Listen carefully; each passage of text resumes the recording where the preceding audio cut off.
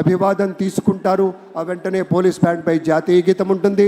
ఆ తర్వాత గౌరవనీయులు మన చీఫ్ సెక్రటరీ గారు కార్యక్రమాన్ని నిర్వహించి ప్రమాణ స్వీకారోత్సవం మన పెద్దల చేత చేయించేటువంటి సందర్భం కాబట్టి సుమారుగా ఒక 35-40 నిమిషాల వ్యవధిలో ఆ కార్యక్రమం ముగిసిన తర్వాత మళ్ళీ మరొక్క మారు జాతీయ గీతాలాపన ఉంటుంది. ఈ రెండు సందర్భాల్లో మనం లేచి నిలబడి మన ధర్మాన్ని మనం పాటించాలి. ఆ తర్వాత ఒక గ్రూప్ ఫోటో కోసం ఇటు ఎడంవైపు వస్తారు. దాంతో అనుకున్నటువంటి కార్యక్రమంలో ముఖ్యమైనటువంటి పాయింట్ పూర్తవుతుందని మనవి చేస్తూ మరొక 30 సెకండ్ల వ్యవధిలోనే వేదికకి విచ్చేయబోతూ ఉన్నారు మన ప్రియతమ నేత. మనం ఎప్పుడూ కూడాను ప్రత్యేకమైనటువంటి ఒక ఆధ్యాత్మికమైనటువంటి రీతిలో కొలిచేటువంటి పెద్దలు శ్రీ నరేంద్ర మోదీ గారు విచ్చేయబోతూ ఉన్నారు. అలాగే రాజకీయాల్లో మరి ఒక్కొక్క మెట్టు ఎదుగుతూ తండ్రి వారసత్వాన్ని పుణికి పుచ్చుకుని దేశ రాజకీయాల్లో తనకంటూ ఒక పేజీని లిఖించుకున్నారు దగ్గుపాటి పురంధరేశ్వరి గారు. తండ్రి వారసత్వం, భర్త అడుగుజాడలలో వెరసి రాజకీయాల్లో ఒక విజయ కెరటం.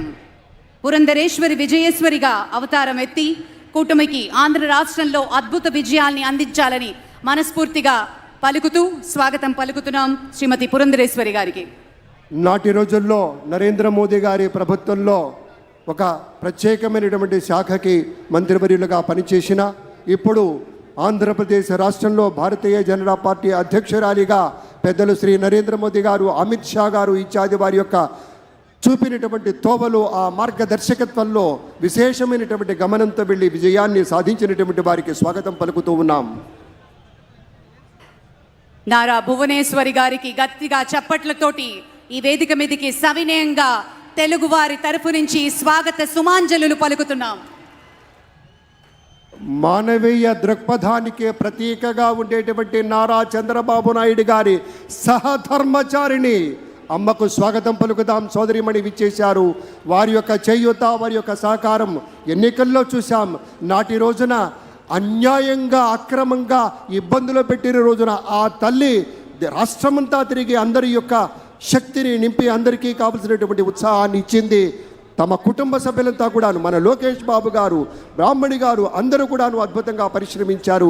ఇవాళ విజయం చవి చూస్తున్నటువంటి సందర్భంలో విచ్చేసినటువంటి సోదరీమణికి మా ఒక చక్కని ముత్తైదువుగా మా తల్లి వచ్చింది. ఆ తల్లికి స్వాగతం.